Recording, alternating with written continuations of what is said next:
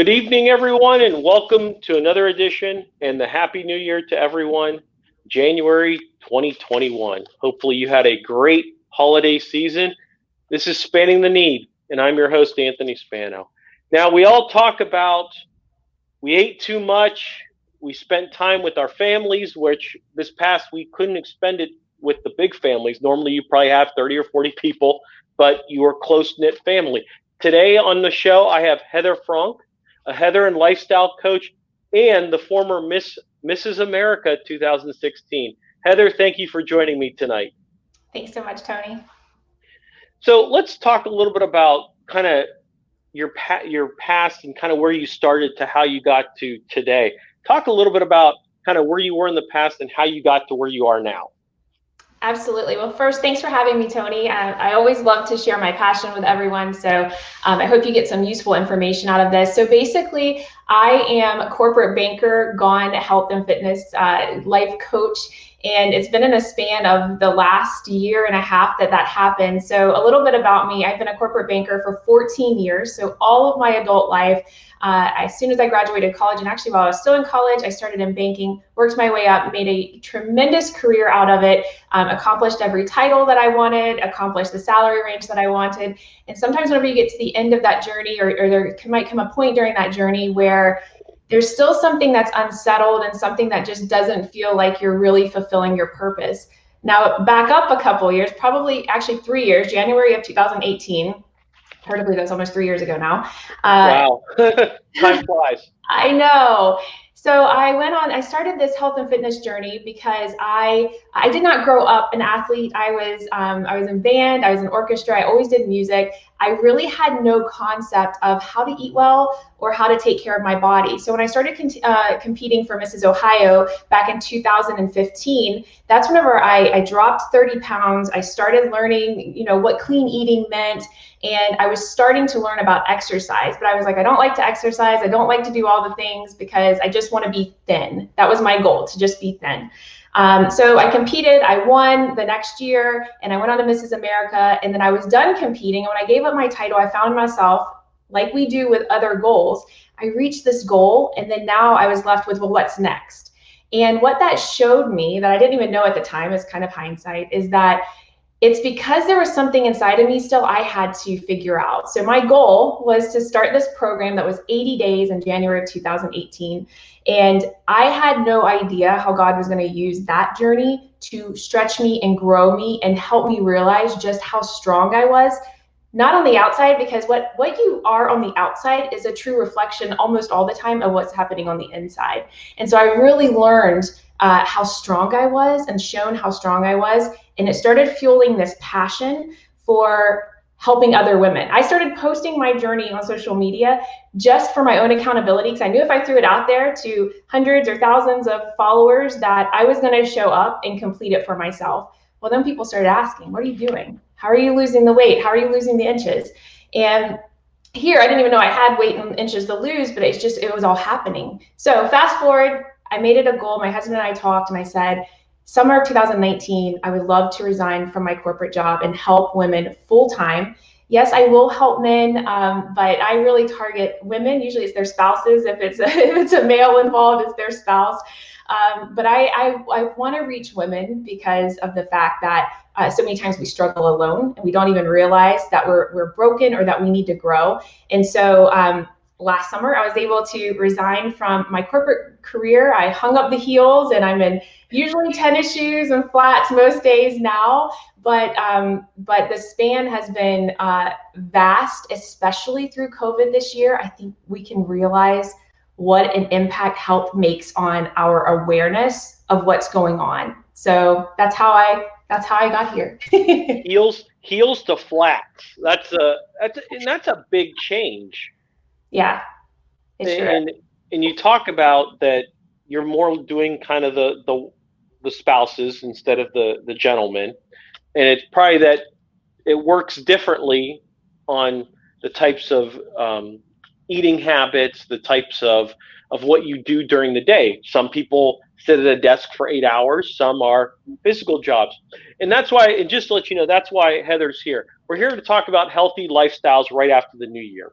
And I think that's what people realize, that they start New Year's resolutions, but during the pandemic, we kind of run into that where people aren't going to be able to do the normal things that they do in 2021. So Heather's here to share her story in health and wellness and kind of how to do stuff at home that's very easy and very simple. Now, Heather, what have you learned through this pandemic that really has changed some of the ways that you've done stuff? So I'm in this process of really growing my business, having just stepped away a year and a half. And, 6 months after, I felt like I was getting in my groove. You're right, a huge transition from, thankfully I always had a very flexible job. I could work at home. I could be at my child's Christmas parties or whatever. I was homeroom mom. However, there's a big difference in flexibility and true time freedom. And what I realized is that as fast as this life is going, I wanted true time freedom, which is why I stepped back or stepped away. I don't want to say step back. And so 6 months later, the pandemic hits. And while I was already in a season of growth, all of a sudden, the people who they would never work out at home because they only get results at the gym, or the people who were super skeptical, or the people who had done nothing so far, but maybe now they were looking to make their health and fitness journey a priority to help maybe increase their odds of not getting the virus, or make sure, we can't prevent necessarily ourselves getting anything, whether it's the virus, the flu, a cold, cancer. Like, there are things that obviously are totally out of our control. But what we can control are the fundamentals: nutrition, exercise, and rest. 3 components that are huge whenever we're looking at our total health and fitness journey. They're equally as important. And so what we can control is the effort we put into those. If we are showing up every day and in some way moving our body, fueling our body, eating mostly 80-20, clean or good, we're increasing our chances greatly of maybe building up immunity against certain things, okay? Disclaimer, I'm not saying that by doing this, you're going to not get COVID or the flu or anything else, but I can at least know that I'm doing my part of trying to take the very best care of myself and increase that. So what we saw is back in that March, April, I was slammed. People were just reaching out. And the biggest thing too during the pandemic, most nights my husband would say, how many people did you counsel today? And so for me, it became a mental toughness and nurturing side of things. Besides the physical part, I think we've all seen how much mental health awareness has probably come onto this year. It is the number one component, I feel, of your health and fitness journey, because like I said, your outside results come from what's going on inside.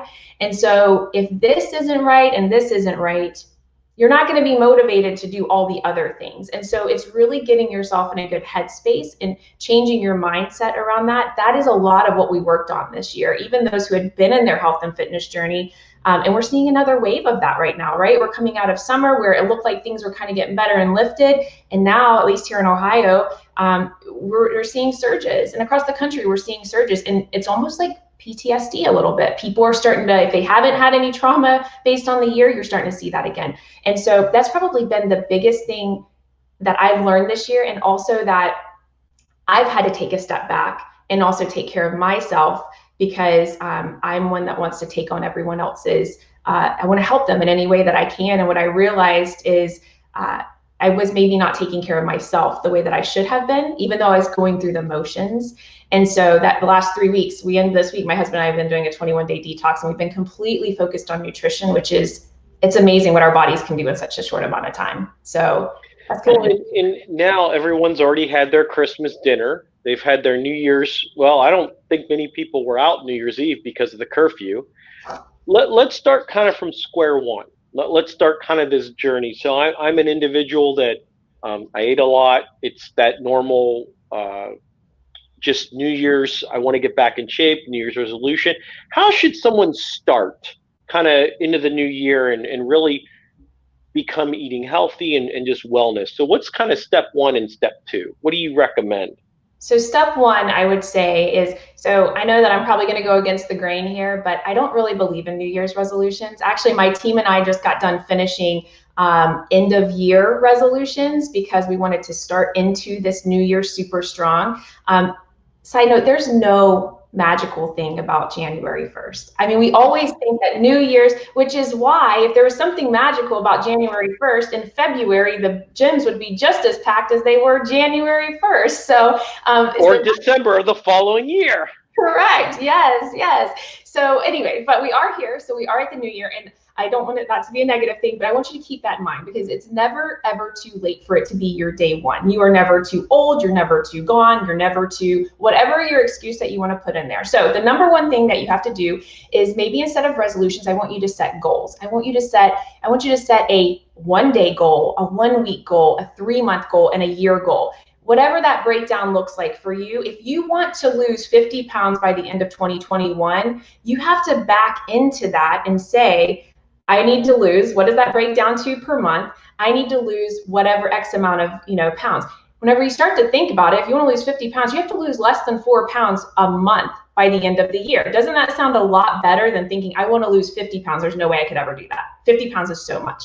So that's what we work with, and with my challengers, is we back into what your goal is.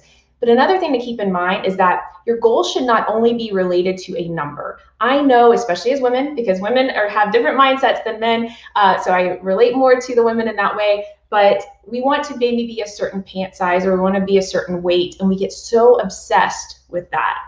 But what I want you to keep in mind is that your why, the reason that you want to lose those 50 pounds is why.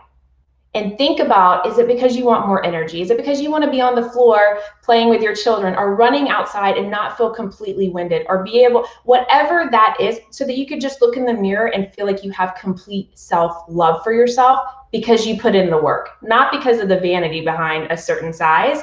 And so step one, set your goals for, I don't care if you want to set a week goal, because it's 1 day at a time, 1 week at a time, but set a goal. But it could be numeric, but also set your why behind that. Clearly outline your why, and I want you to put that on a board, on a post-it at your desk. I want you to put it, there was a time in my life when I was setting huge goals as Mrs. Ohio. I literally probably had 50 post-its around every mirror, around every place that I was looking at myself. And that's not a vain. I bet you Steve loved that. I know, right? He felt very empowered every time that he looked in the mirror. And so, but I did that because my life coach told me, you have to start breathing that stuff into existence. And so you just have to do that. The second thing would be, put a plan in place. Okay. When we look at it, 85 to 90% of our health and fitness journey is nutrition. It's what we put in our body. The biggest eye opener these last almost 3 weeks that Steve and I have been doing this detox is how quick our bodies can, we were just talking about this last night, can readapt to how we are fundamentally made. We are made to eat whole things. We are not made to eat the junk that we put into our bodies. And it is a direct reflection of how we sleep, of how we look, of how we're taking care of ourselves. And so I tend to lead an 80-20 lifestyle, 90-10 when I'm really dialing it in, because I love wine. And I love, I do love like chips and dip. I mean, I am definitely not 100%, but this time of being 100% has helped me dial in and just see, what are my vices? What's that 90-10 look like? So 90-10 is going to be almost, most days, if we have a 7-day week, then I do have a cheat meal during the week, or I do have my glasses of wine, but it's staying, it's me planning ahead that, okay, I'm going to crush this week, my work week. Now this weekend, which is when most people derail, because it's like 35% of your week, then most people will like go off the deep end, right? They're like, oh, I was so good Monday through Thursday. And then the other third of their week, they're completely gone. And so what I do is I'll look ahead and I'll say, okay, I have dinner out because I have date night on Saturday night. Well, what am I going to do all day Saturday? I'm going to stay on point. I'm going to get my workout in. I'm going to get my superfoods in. I'm going to do what I usually do. And then I'm going to save some of my treat stuff for that night. And that way I don't feel deprived. I'm not going to dinner and sitting there scrutinizing and thinking, what do I need? Man, I just binged earlier, or Friday night I really went, I don't know, it's the guilt and the cycle. And so 90-10 is 90% of the time during the day and during the week that I'm fueling myself and moving myself in a way that's clean and whole and makes me feel good. And that leaves me 10 to 20% of the time that I can indulge. And that doesn't mean binge eating, but it means that I can have those treats and not feel guilt about it, because This is a lifestyle change. When we start looking at that and not a diet, I don't let my challengers use the word diet because we don't go on diets. We don't deprive ourselves. It's all about lifestyle. That whenever I'm 39 this year, or last year I turned 39, I'm turning 40 this year. And all I know is that I want to take the very best care of myself, because a lot of things come out in your 40s and in your 50s that were a direct reflection of your lifestyle in your 20s and your 30s. And so that's where it's maintenance, it's preventing that stuff. I'd rather invest the time and money now instead of the time and money in medicines and surgeries and other things as I'm getting older. So those are the two biggest things that I would recommend. Set your goals and your why. And oh my gosh, I just drew a blank. Set your goals. 90-10, 90-10. Yeah, put a plan in place. Put a plan in place. Find someone, find a friend, find a coach, find someone that you can lean into that can guide you with that information, instead of just trying to figure it out yourselves, right? We all have our gifts. Your gift may not be, I know mine wasn't, I didn't have the first clue about nutrition. I'm from the South. I was raised on sweet tea and chicken, fried chicken, and that is no joke. That is not exaggeration. And so I had no idea how to eat clean. I didn't even know what clean eating was. I had no idea how to make stuff taste good without the oils and the butters and the salt. Like, I didn't know. So you have to learn, and you have to, if you want it bad enough, you're going to invest the time in letting someone guide you through that. Well, that's a good starting point. The step one and step two. Step one, set your plan. What are your goals? Okay, because coming out, I mean, we're in the new year. Everyone had their Christmas dinner and still has leftovers, but at the same time, we're in a pandemic. And then two, the 90-10 or 80-20, kind of picking up cleanliness, healthiness, eating healthy. What I wanted to go a little bit more into details, could you give us some food examples of 90-10? 90%, some examples, so people understand what that means when we talk about it. So I look at it more not as a meal. I look at it more as my time, like, or when I'm eating. So say a 90% day would be, I'm kind of a creature of habit. And I always say, when you're starting your health and fitness journey, keep it simple. Okay. There's so many clean and fancy recipes and ideas out there. But for me, when I started, I literally started, and I pretty much eat the same things a lot of times because I don't get tired of stuff. Now that's different for people. So you could maybe have 2 or 3 staples, but at one morning, if I'm having blueberry and oatmeal, the next morning I might be having blueberries and yogurt, or I'm switching it up in that way. It's really looking at and calculating, for me, the amount of protein I need for my body, the amount of fruit and vegetables I need for my body, and healthy fats. And, a lot of times people say, oh, I can't have carbs. We absolutely need carbs because that's what gives us energy. We need protein in some source. Even if you're a vegetarian, there's vegetarian protein. You need protein because that's what keeps you full. You need vegetables because they get you full. So 90-10 for me is going to be staying on point with my breakfast. And then for lunch, I drink a superfood shake every day. It fuels me, plugs my nutrition, and then I'll supplement it with a salad, things like that. Now come dinner time, I'm ready to wind down. Steve and I are going to go watch the Browns almost win last night. We're going to take a look at that, and I'm going to have wine. So all of my day, I stayed completely on point.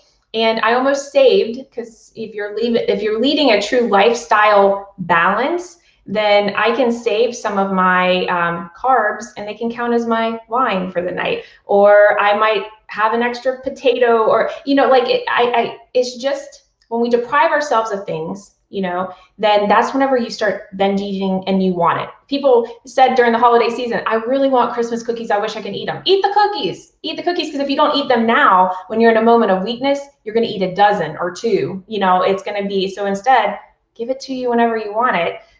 So that's how I kind of look at it. I look at it as time. And what we find is that most of the time it's the weekend that people really start to kind of deviate, or they feel like they put in the work, but it's really stringing together that self-discipline and consistency that will get us to that goal. Does pasta count? Because as an Italian, I could eat pasta all week, and I'd be like, my 90 and my 10 would be probably like something else. I know, and and that's the thing, is that you do have pasta. Pasta's on my meal plan, and pizza, which I can never give up, is on my meal plan. So I'll save those times of eating true, like, super great pizza, the Avalon or Wedgwood, or, if I'm going to have pizza, I'm going to have pizza. But if I'm like, yeah, I'm kind of craving pizza, I might make a healthier version during the week and have it on a whole wheat tortilla and just get the satisfaction of it until pizza night whenever I really want to save. That's kind of that 90-10 balance is, no, I'm not going to go have Coca's and Wedgwood every time I want pizza. That wouldn't really be healthy. But I know that I can have those things that I love whenever I'm aware of fueling my body and how it makes me feel. Well, and that's kind of the next part of that is when we talk about step one, step two. Now you're looking at how you eat. Now the next part of that is exercising or just kind of moving. What does that look like? Because right now we probably aren't going to be going to the gym for a while. I mean, vaccines are coming online. People have been getting the shots the last 2 to 3 weeks. What's that look like at home where, hey, people have kids, people are working from home, there's no gym. So what advice could you give in that regards? There is, I think, a true stigma to working out at home that you could never get the same results. And if you follow me already on social media, on Instagram or Facebook, you can find me by my name. But there are so many great results that I've done, I've done 20-ish of our programs so far where I work out right at home. And yes, there's some fundamental equipment that you need, but our trainers, you're trained, if you find the right trainer, they're going to guide you through the movements, the consistency, a workout calendar. It's all about a plan. How often, and I've had challengers that do this, they go to the gym, they're busting their butts, and they see no results. It's because we're going, and this is the best. I always love going to work out at hotel gyms whenever I travel, because now what I do is I put my AirPods in and I have my trainer talking to me in the background. The same one I would use at home is the same one that I would use working out at a gym. But it's the best watching people come into the gym that, he'll go over there and do a couple of these, lounged back, but anyway, so that's kind of the extreme side of it. But I have had challengers say, I'm busting my butt, and it's because they don't know what to do. You know what the machine is, but how many reps of something should you do? How much weight should you be using? Do you have anyone at the gym telling you, and this is not to down gyms at all, but how often do you have guidance around that to tell you? So the beneficial thing to me about working out at home is that it has to be clear cut, it has to be easy, and it has to be effective, or people wouldn't use it. And so there are a ton of options that you could look at as far as working out at home with very minimal equipment. And coming from someone that if I had to leave my house to work out, then it would never, ever happen. Especially this morning when you wake up and it's 28 degrees. There's just no way that I'm going to stumble into a car. But yes, you can absolutely get effective workouts right from your home. Yeah, and I'll be the first one to admit it's like, okay, I've done the same thing, and I've gone to the gym or in the past and done the elliptical, ran some movements just to keep. For me, there's no weight that I'm going to be able to gain. It's more of toning, making sure I'm healthy, heart rate, and stuff like that. How are some people just like me, someone like that? We don't really want to lift weights or do anything. What would you suggest when we don't have elliptical or we don't have those types of big machines, but all we want to do is just keep moving, just making sure we're exercising because we're congested in our houses. Mm-hmm. And like you said, it's 30 degrees outside. Yeah. What suggestions do you have for individuals like myself? Now, like I said, there's other people that know how to lift weights and stuff like that, but I'm that person that just wants to get moving, keeping my body moving and stuff like that. Yeah, absolutely. And so that's what's really great is that there are so many different types of workouts. And that's where I work with women from, we might start with yoga or Pilates to end up doing like a stepper workout, which isn't like the 80s stepper workout, you're in and out in 20 minutes. But what I would suggest is there are so many resources at our fingertips with YouTube and with Google a circuit training video. There are so many things that you could do between burpees and planks and jumping jacks and mountain climbers. And there are so many of those things that could be incorporated that you could be in and out in a challenge in probably 15 minutes, 15, if that, 10 to 15 minutes some days. Again, you said getting your heart rate up. Whenever we get our heart rate up and we're moving our bodies, it creates endorphins. And then we can fight the seasonal depression, or we can just feel better. We can have that feeling of, okay, I got something in, I got my heart going, I feel good. All of that requires no equipment. It requires minimal space because you can do it right in like a smaller room. And then if you're interested in something that's a lot more defined and intense, or not even intense from an intensity level, but a lot more defined in like a true program, feel free to find me, because I can help guide you with, our 700 or 800 programs that are available that I do on a daily basis. But yeah, I would say just YouTube. There's not one specific trainer I would suggest, because I think that there's a lot of different free material out there if you want to just look for circuit training, circuit training with no equipment or very minimal equipment. You're going to find some really great resources. Yeah, and I think that's a great point. This is just something to keep people moving, keeping them just getting the heart rate up and just making sure they're healthy. Now, is it going to cure you? No, it's just to get you motivated and moving. Now, like we talked about, if you're looking for that set goal that you really want to make a difference, get out of that PSD, that the kind of mental check that we're going through right now, I think you bring up good points. Step 1, step 2. What would kind of be a step 3 if there is one? Step 3 would be just stay consistent. People ask me all the time, Heather, I just had this question yesterday. Heather, how do you have your willpower? I wish for one day I could have your willpower. Guess what? I don't think any of us, this is my opinion, are born with like super duper willpower. Some people are better at it than others. Some people have more willpower than others, but ultimately willpower is not something that's just naturally gifted to us, in my opinion. Especially with certain things that we have to work at continually, like our health, our fitness, and our wellness. It's not something, I can't lose 30 pounds and just eat the way I want to and not move my body. And I'm like, it's not a one and done, right? This is an everlasting thing that we're going to be on for the rest of our lives. And so I would just say the third part is, it's kind of two-pronged: staying consistent and staying persistent. One of my greatest quotes that I love is motivation gets you started and determination keeps you going. Because we all feel motivated at the beginning, right? We get, New Year's resolutions, look at them. We always feel motivated. Oh, it's the new year. 2020 sucked. 2021 is here. It has to be a really great year. But guess what? We're still going to have challenges. We're still going to have those mountains. We're still going to have those things. So we have to learn to pivot through those and show up even when we don't feel like it. If I only showed up to work out and move my body when I felt like it, I can pretty much bet, you can bet that I would not really be showing up. Because if you can see me in the morning getting out of bed, I'm golden when I'm out of bed, but it's getting out of bed because I love just laying in my nice warm bed.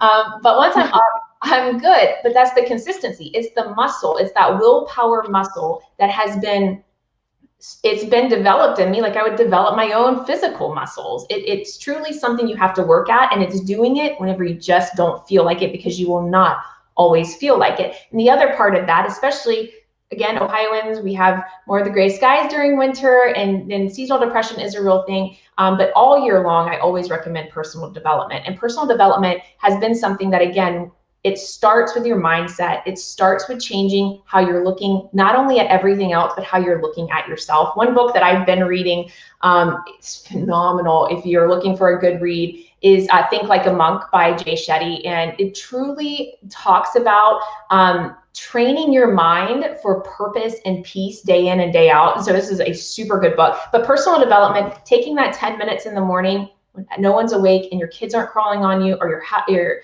spouse isn't trying to talk to you before you had your coffee, or whatever the case, taking 10 minutes, personal development usually will speak to you in some way. And that is one of the biggest things that goes hand in hand with your health and fitness journey, is also taking care of the inside.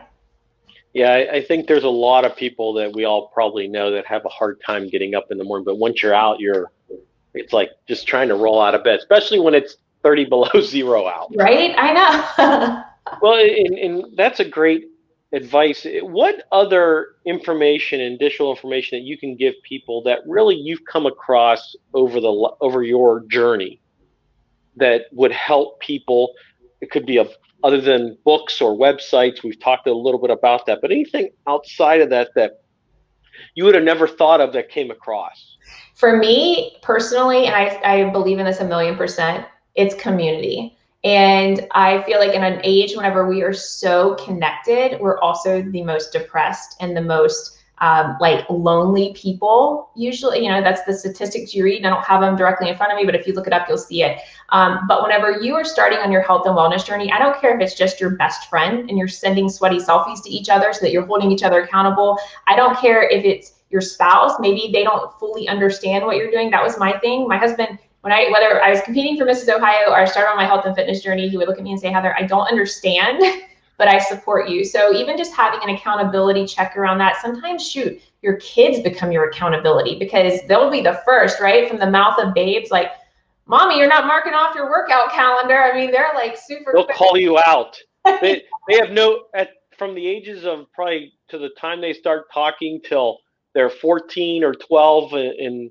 there's no filter. Yes, yeah, that's it. And that's the biggest thing that I found is I personally not only lead a team of 160 women, but it's the community that's greater as far as leaning into each other. Because here's the thing is that whenever we have a struggle, maybe we've started off super motivated and we hit a wall and we're like, I just don't feel it today. I don't feel motivated. I just came out of this season at the end of the year. I came out of this season of just not motivated. I wasn't depressed. I was just going through the motions, and that's when I needed to step into this detox, this cleanse, to just focus on myself.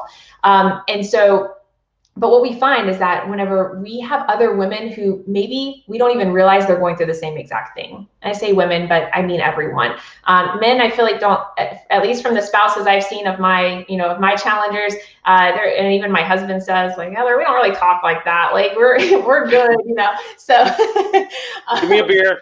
Yes, exactly. Like, and so community, though, it's so impactful, and it's to have the accountability. That is huge. That's usually the disconnect whenever, even when we look into different programs, like, I don't even want to say, but there are different health programs in our communities that, maybe people get results, but then as soon as they stop doing that program, they gain all the weight back. Well, it's because the sense of community is what kept maybe them going, or maybe they never developed the sense of community to propel them forward. So I think a big piece that people don't ever think about is how impactful it can be knowing that someone's having the same struggles as you.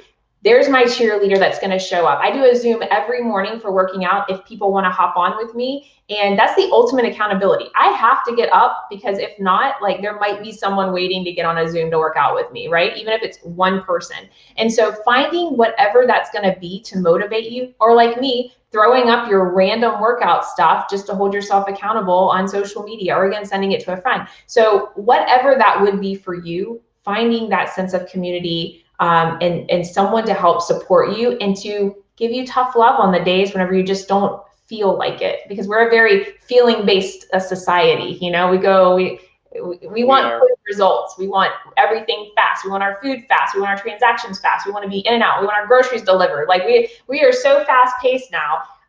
But unfortunately or fortunately, health and fitness isn't like that. It's a journey. It's truly a journey and a lifestyle change that you will always be working on and tweaking based on the season of your life. Well, let me ask you this. So let me give you an example. This is just an example I've heard over the years. Hey, I'm going to do my workouts. I do them for a week. I see week or two, I see no improvement. Do you get a lot of that? Yep. How do you deal with someone like that? Like, is it mental, or what? Explain a little bit about that. So it's mental, because again, we live in a quick fix society. We want to be able to take the pill that's going to make us, it's so funny because I'll watch other health and fitness people, and this isn't any type of comparison, but the biggest responses, they'll show, oh my gosh, I lost 10 pounds in a week. And people are flooding, right? It's like 300s of comments. You're just like, oh my gosh, these people, I make a post, I might get 25, but here's the thing is that that's not sustainable, and you may not know what you're putting in your body. You don't know. That's not a lifestyle change. If you're not working on the mental part of it to get you where you want to be, you're going to be doing this and yo-yo dieting your whole life. My favorite challengers are those who's gone through all different kinds of programs. They've done keto. I didn't mean to roll my eyes at that, but they've done keto, they've done Atkins, they've done Weight Watchers, they've done all of these things, right? And they got results during them. But guess what? Now they gained all the weight back, and they're like, I'm finally ready, Heather. I see you now, 3 years later, still showing up. Like 3 years is a long time, right? And thinking ahead. And so for that person, it starts with your personal development. It starts with your why, because if you outline, my why has always been, it started with being my girls. I've added to my why now, and it can change some because now I have a whole community of women that also rely on me. But it started with my children, that my daughters, I wanted them to know, for one, I wanted to show up and be the very best mother I could be to them. And what that meant is that I can serve them better and give more of myself if I was okay. And then the second part of that is I wanted to show them what it meant to take care of yourself, because especially as women, we struggle with a lot of the stuff with social media and with comparison and with Photoshop and all kinds of things that just is not realistic. And so I wanted them to see that my goal is not skinny, it's fit, it's healthy, and talking to them, and so that they know as they get older, which now I have a 19-year-old, which is crazy, how to fuel yourself and how to take care of yourself through those seasons of life. And that mom isn't just fit because she doesn't try, like it's just natural, because it's not. It's something you have to work on day in and day out. And so I always tell, back to your question, that person, trust the journey. And if you don't see any results by the end of one of my programs, I need you to look in the mirror. If you don't have a health reason for it, if there's not something in the background, I have to have you look in the mirror and say, did I really go all in? Or, I just finished a program before I did this detox, and I 6 weeks. I got done with that 6 weeks, but because I ate like crap and didn't dial in my nutrition, besides a stronger upper body and strength, I had nothing to show for it. And so that's where so I had to be true to myself. I couldn't even beat myself up. I wasn't even mad about it. But that's whenever I had to pivot, and I needed to make a change, because there's something that had to change, because if nothing changes, nothing changes. And whenever your fear of being uncomfortable outweighs your fear of staying the same, that is whenever your change is going to happen. Whenever you're ready, even though it scares you to be uncomfortable, even though it scares you to work out because you don't like to work out, when that becomes greater than our fear of staying the same, we don't want to stay where we are. We don't want to be in this place a month, a year, 10 years from now. There are big things that happen in that, and that's what we're seeing right now. Yeah, that's good feedback for that, because I know people do it all the time, and that just happens. Mm-hmm. So what are some future plans you got going on now? We're in the new year, and what's it look like for 2021, we hope?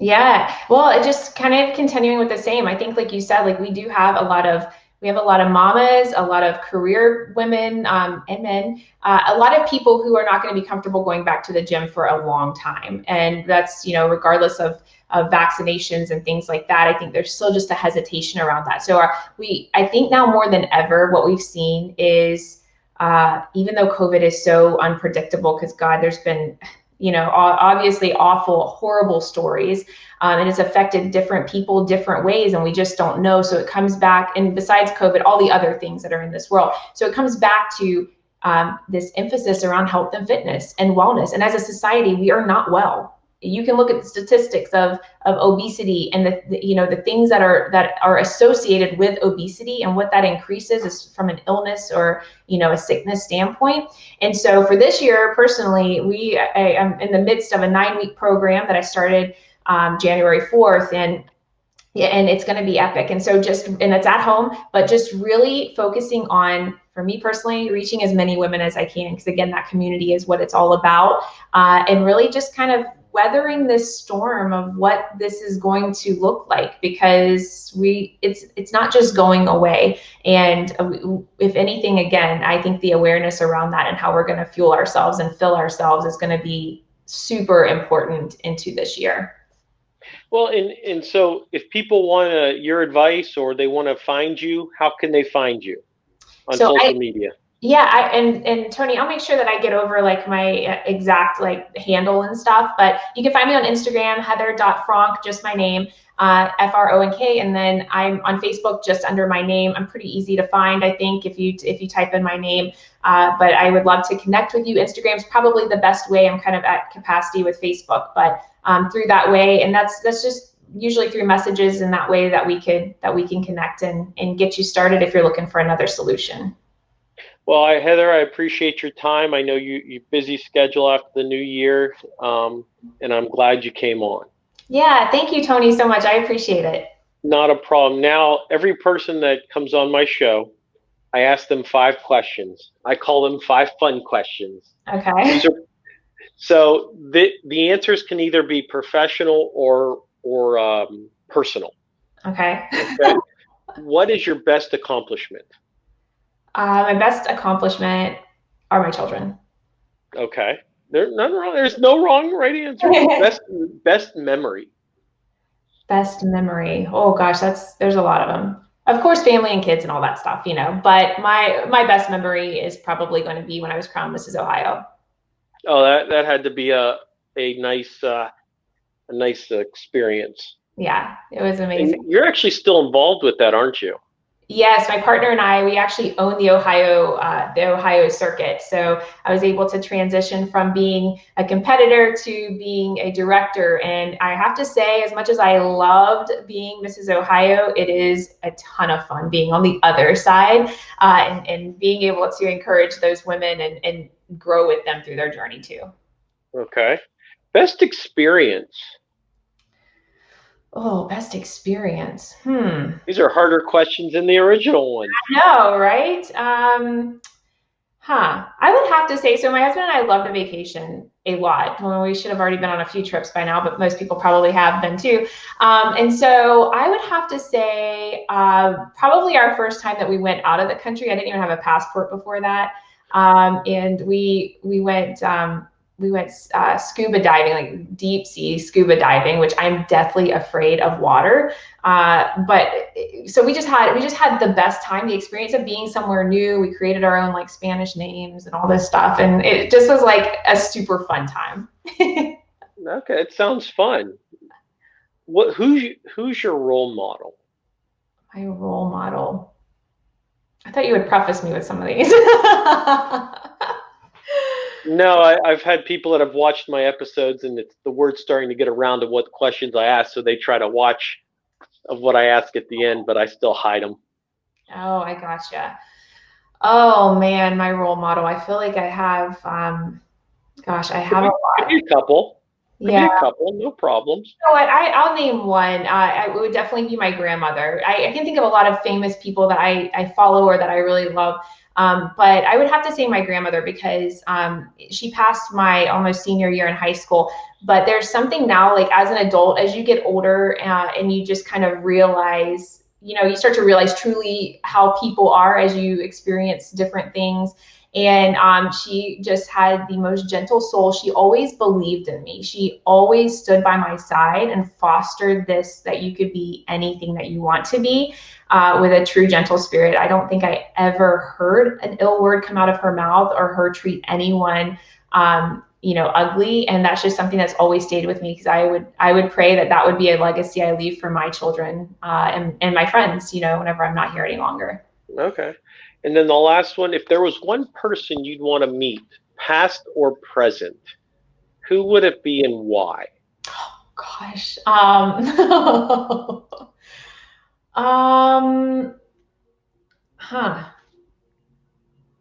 Okay, that one is probably like the toughest one.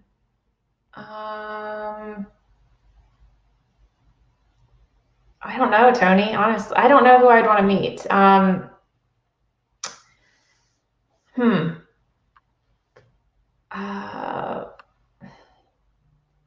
I mean, I guess, you know what? Actually, I knew who I would want to meet. Okay, I got it. I would, because we've watched all the seasons now of The Crown, and now oh boy. Now I've even gotten Steve obsessed with the royal family. So I would completely want to meet Princess Diana, especially like learning now more about her story, like that she was younger than me whenever she passed, which as a child, I had no idea that she was that young. She was only 36 years old. And so I would want to just hear like her story and from her own mouth, and just know like that. It's just very fascinating to me, and the humanitarian side of her, that she balanced all of that, and that she truly went against what like royalty looked like, and took on the nature of a civilian, of a person who you would meet and not know any different. And that's just very admirable to me. Not everyone could do that. Agreed, and I appreciate it. Well, all the time we have, Heather. It was a pleasure. Thank you for taking time out of your busy schedule. We hope to check back with you halfway through later in the year to see how everything's going, and we'll see where we are at that point. So thank you for being on the show. You're always welcome. Thank you so much, Tony. For more interviews or podcasts, go to anthonyvspano.com. We wish you the very best in 2021. God bless and have a great night, everyone. Good night.